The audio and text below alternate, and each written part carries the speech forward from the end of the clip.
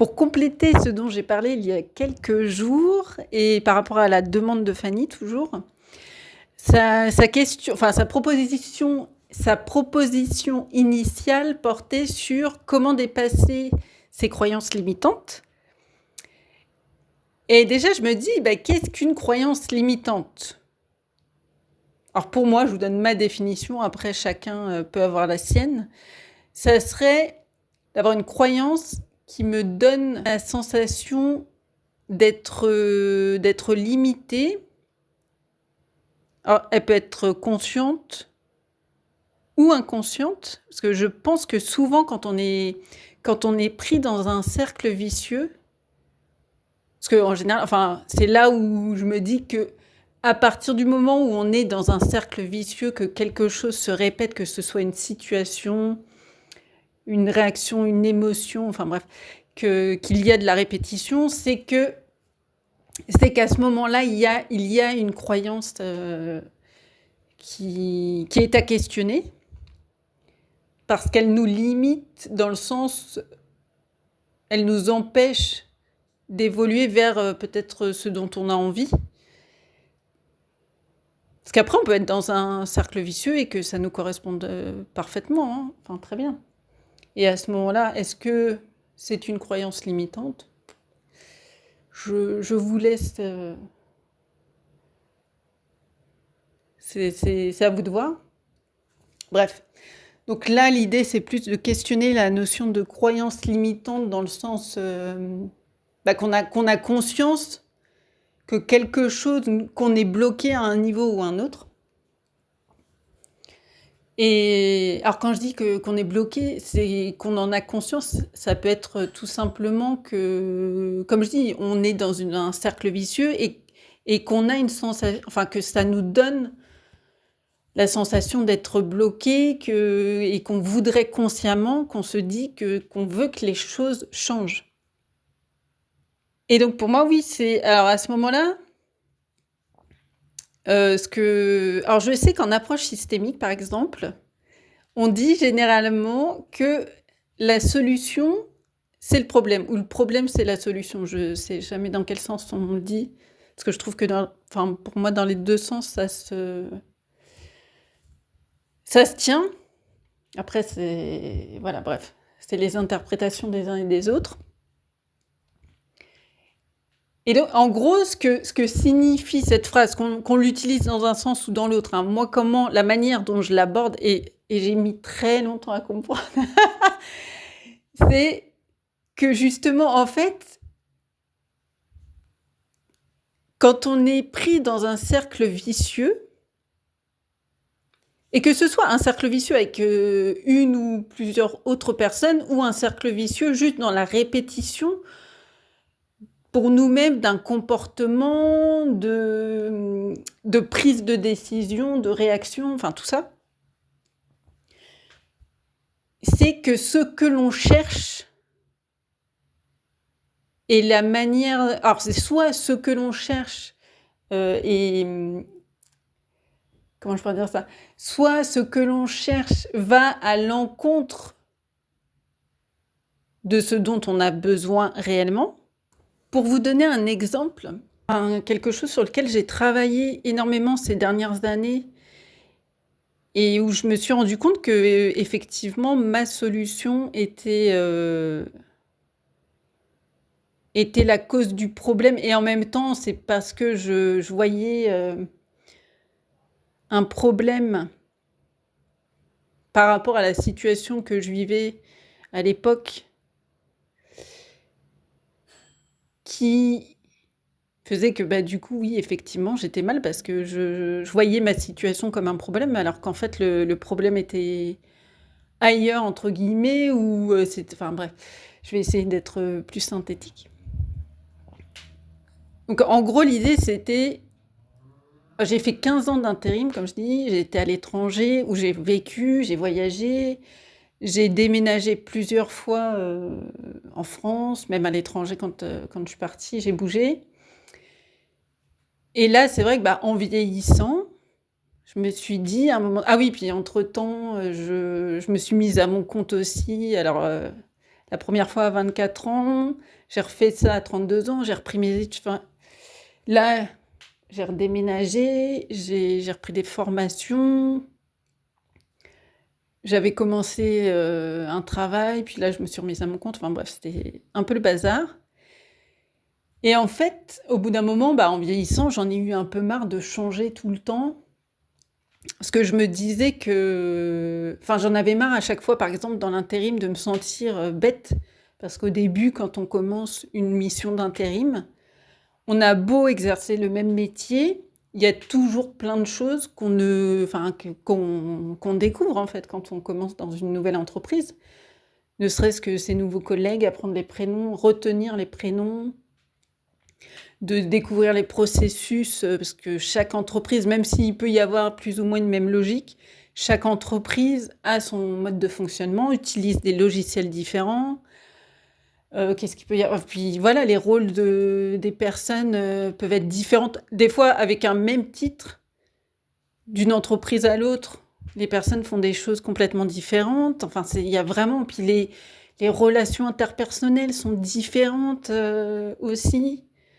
Parce que ça, c'est pareil. Des fois, il y a ceux qui ont officiellement le pouvoir, dans le sens sont décisionnaires. Et puis, il y a ceux qui l'ont réellement. Enfin, vraiment, il y a plein de choses à, à s'approprier quand on commence une relation, une mission. Et puis le domaine d'activité aussi peut être... pour moi, en tout cas, ça a été toujours... pratiquement à chaque fois un domaine d'activité différent, parce que même quand je revenais dans une entreprise où j'avais déjà travaillé, souvent j'étais dans une direction différente. Bref, il y a toujours plein de choses à apprendre, à s'approprier, à découvrir. Et donc, à chaque début de mission, je me sentais vraiment, au fur et à mesure je me sentais vraiment bête. Parce que même des fois, pour commander un stylo, ce qui est la base, parce qu'à l'époque, la plupart de mes années d'intérim, j'étais assistante. Et donc, en tant qu'assistante, c'est souvent quelque chose que vous gérez. Les commandes de fourniture. Et ça, oui, au début, aucune idée de la manière dont ça se gère, ou on vous pose une question toute bête, vous êtes incapable de répondre. Et là, moi, pour le coup, je me sentais vraiment bête, même si je sais que ça fait partie du processus d'apprentissage, du processus d'intégration, tout ça. Malgré tout, je pense que je me mettais la pression en mode, Elsa, t'es là pour travailler, t'es assistante, donc tu dois savoir répondre à chaque question que les gens te posent, voire même anticiper certaines choses, parce que il y a des personnes qui attendent que certaines choses soient anticipées, que toi-même, tu as peut-être envie d'anticiper certaines choses. Enfin bref. Donc c'était vraiment compliqué au début, hein. Après, rapidement, comme je dis, il y a souvent quand même une logique plus ou moins similaire, donc les choses venaient assez rapidement et facilement. Sauf qu'en fait, j'en avais marre de toujours recommencer à zéro. Et en même temps, avoir un CDI, c'était mort pour moi, parce que je savais que le métier que je faisais, c'était un choix par défaut. Après, même quand j'ai repris mes études, que j'ai changé de métier, je me suis rendu compte que la manière dont, en tout cas, je percevais que ça pouvait se faire en tant que salarié, et la manière dont je l'avais vécu, c'était pareil, c'était contraire en fait à ma manière d'être, de travailler ou de voir les choses. Et donc du coup, j'étais prise entre une véritable envie de stabilité, et en même temps, j'adore le changement aussi, la nouveauté, découvrir plein de choses. Et le côté, j'ai aussi envie d'être dans quelque chose de stable qui me correspond et qui et dans lequel je me sens libre d'être moi, en fait. C'était vraiment ça. Donc je me suis pas mal questionnée et je me suis dit, bah, peut-être que la solution, c'est de démarrer, en fait, dans une entreprise, toujours en intérim, en CDD, en sachant que, bon, comme je disais, j'avais repris mes études, donc déjà, je m'étais rendu compte que... Enfin, je m'étais rendu compte. Déjà, le métier que j'exerçais me convenait mieux, enfin, me correspondait beaucoup plus. Et donc, j'ai essayé de trouver un poste qui corresponde aux critères qui, pour moi, représentaient le type de poste et la manière de travailler que je préférais. Et donc, bon, bah là, j'avais trouvé un emploi et tout. Et puis finalement, je pense qu'en plus, il y avait une possibilité d'être embauchée. Ça se passait plutôt bien. Sauf que sauf que le Covid est arrivé entre-temps et que du coup, bah, les choses ont beaucoup évolué à ce moment-là. Moi, j'ai arrêté dans l'entreprise. Et puis, bah, comme la plupart des gens, je pense que le Covid m'a aidé à réfléchir, à me poser sur plein de choses. Et là, avec le temps, parce que ça a démarré vraiment à ce moment-là, mon questionnement. Mais aujourd'hui, je me suis rendu compte qu'en fait, la stabilité dont j'avais besoin n'avait rien à voir avec le côté emploi stable, parfaite connaissance, enfin parfaite maîtrise d'un domaine, d'un type de poste, tout ça, et que la vraie question, enfin la vraie solution, c'était plutôt de gagner en stabilité émotionnelle. Et pour gagner en stabilité émotionnelle, j'avais besoin de gagner aussi en confiance en moi, en confiance dans la vie, parce que même si moi je me suis toujours dit, enfin depuis, alors je dis ça fait depuis que je suis ado, je me dis que j'ai une très bonne étoile au-dessus de ma tête, même si paradoxalement j'ai eu des périodes où ça a été très compliqué. Mais au final, quand je voyais les choses, comment elles évoluaient, des fois des surprises de fou que j'ai pu vivre et qui peut-être n'ont rien d'exceptionnel pour d'autres personnes, mais pour moi, c'était vraiment de super choses. Et donc, je me suis toujours dit que j'avais une très bonne étoile au-dessus de ma tête. Et en même temps, bah, il y a toujours une partie de moi qui, dans certaines situations, paniquait ou sans paniquer, avait peur ou imaginait le pire. Même si c'était sans paniquer, mais malgré tout, j'avais un gros stress. Et, euh, et aussi le fait de stresser dans le sens où, enfin, parce que j'ai vécu des situations qui ont été très fortes émotionnellement, mais dans le mauvais sens du terme, même si j'en ai connu aussi dans le bon sens quand même, heureusement. Mais j'en ai connu certaines qui m'ont vraiment choquée, voire traumatisée. Et du coup, qui ont créé un peu un effet de stress plus ou moins permanent et conscient selon les moments. Et donc, j'avais cette partie de moi qui doutait beaucoup, beaucoup, en fait, bah, est-ce que je peux avoir confiance dans la vie, tout ça. Et finalement, je me suis rendu compte que, bah oui, même si j'ai eu ces situations qui étaient compliquées, je m'en suis sortie. Et alors après, bon, il y avait le truc de se dire, ouais, mais est-ce que si ça se reproduisait, est-ce que j'aurais toujours, je voyais comme une chance de m'en sortir. Et bref, bah, la solution, je me suis dit, c'est juste de lâcher, quoi. D'accepter d'avoir des phases où tu te sens bête, d'accepter d'être imparfaite, d'accepter de... Ouais, que des fois, il y a des périodes où ça peut être compliqué, tout en sachant que ça peut être très temporaire. Et la manière dont je questionne je me questionne ou je questionne, en général les personnes que j'accompagne pour parfois les après ça dépend en fait, selon les personnes, il y a différentes méthodes, mais bon. On va dire, j'essaye de les amener en tout cas à une prise de conscience à ce niveau-là, de manière directe ou indirecte et de différentes manières, à se demander déjà qu'est-ce qui est le plus important pour vous à ce moment-là dans votre vie? Mais vraiment le plus important, si vous aviez 2 choix à faire, mais 2 choix dans le sens, en fait, qu'est-ce qui est le plus important et qui vous apporte le plus qui vous fait le plus rêver, j'ai envie de dire? Parce que souvent, je pense que c'est faire ça.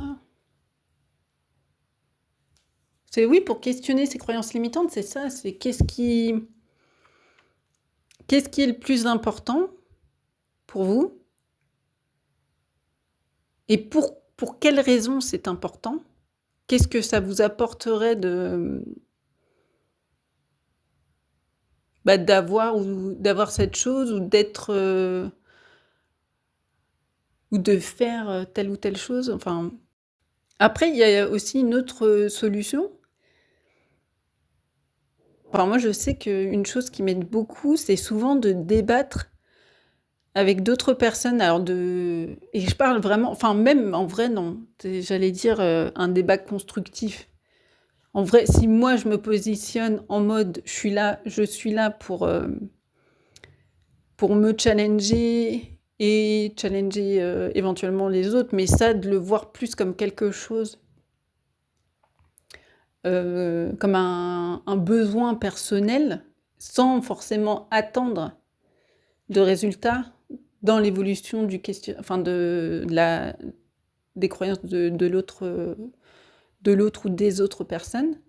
Moi, ça m'aide toujours, en fait, à faire le point sur ce qui est vraiment important pour moi et de questionner, en fait, mes croyances parce que enfin, je pense que des fois, toute seule ou tout seul, on est limité. Comme là, par exemple, pour faire ce podcast, je me dis finalement, ça m'aurait peut-être aidé de le faire plus sous un mode débat que là de le faire toute seule parce que j'imagine en fait, enfin, je mets derrière, le mot, croyance déjà plein de choses qui sont très, très personnelles et en même temps, bah, peut-être que Fanny quand elle, posait enfin qu'elle, parlait de ça, elle mettait d'autres choses derrière. Après c'est pareil sur le comment, dépasser une croyance limitante. Sur le comment, c'est pareil, il y a plein, plein de choses et qui peuvent être très différentes. Une autre technique, des fois, qui peut vous aider, à défaut d'être avec, enfin, d'avoir des personnes avec qui soit vous avez envie d'échanger, de débattre, ou parce que bah, vous préférez le faire seul. Ça peut être aussi d'imaginer en fait un dialogue entre deux personnages et attribuer. Parce que souvent la croyance, quand on a vraiment la sensation, d'être bloqué, qu'on ait conscience ou pas que c'est une croyance, c'est que souvent il y a deux envies qui se rejoignent et qui peuvent sembler en tout cas en désaccord et donc c'est d'attribuer en fait une envie dominante à un de ces personnages et puis, l'autre envie à l'autre personnage et de décrire. Mais vraiment, je pense que c'est parce qu'on peut le faire à l'oral, hein. Moi, je sais que je débat beaucoup avec moi-même. C'est juste qu'à l'écrit, je trouve qu'on va plus loin dans la réflexion. Peut-être parce qu'il y a une action et que du coup, ça amène à un peu plus lâcher vu qu'on est un peu plus dans l'action que l'action simplement de réfléchir, que là en plus on est réflexion et action. Enfin, même si la réflexion c'est une action, mais bon. Donc oui, d'écrire, je trouve que, enfin, en général, ça amène, on va plus loin dans son questionnement, on va plus loin dans ce qu'on lâche, même si c'est que pour vous-même et que vous pouvez tout débarrasser. Et d'ailleurs, ça c'est pareil, c'est vrai que moi j'ai eu beaucoup de croyances que j'ai fait évoluer grâce à des débats, même sur Insta, sur des sujets très polémiques. Et c'était vraiment intéressant parce que bon, c'est pas très pratique pour écrire parce que surtout les commentaires, en tout cas avec mon téléphone, voilà, je galère à pouvoir revoir ce que j'écris, tout ça. Donc souvent quand je relis, il me manque des mots, il me manque des bouts de phrases ou je commence un truc, je finis dans l'autre sens. Mais là, ce que je fais un peu, ce que je fais de base à l'oral, sauf qu'à l'écrit en général, je peux le retravailler, sauf que bon, là, bref, c'est pas le cas. Mais les débats, oui, des fois, même sur les réseaux sociaux, en fait, ça m'aide. Ça m'aide vraiment à, oui, à mettre au clair mes idées. Alors après, c'est mieux quand il y a un peu de répondants, parce que bon, des fois, il y a des débats où il y a juste une personne qui va répondre. Mais des fois, j'ai eu des débats, vraiment, ça a duré, genre à la limite pendant toute une journée non-stop, avec des pauses entre deux, mais quand même, il y avait un bon dynamisme, un bon enchaînement. Ou des fois, il y avait quelqu'un qui arrêtait de me répondre, c'était quelqu'un d'autre qui me répondait. Enfin, c'était... Ouais, franchement, c'était vraiment intéressant. Moi, ça m'a vraiment, vraiment aidé à mettre au clair certaines choses. Après, bon, voilà, c'est aussi d'accepter. Mais aussi, c'est ça, en fait, dans les débats et dans les croyances limitantes, c'est des fois d'accepter. En fait, c'est accepter déjà de base de sortir de enfin, sa zone de confort, d'accepter en tout cas d'aller se confronter à quelque chose qui peut nous déranger et quelque chose qui peut déranger les autres.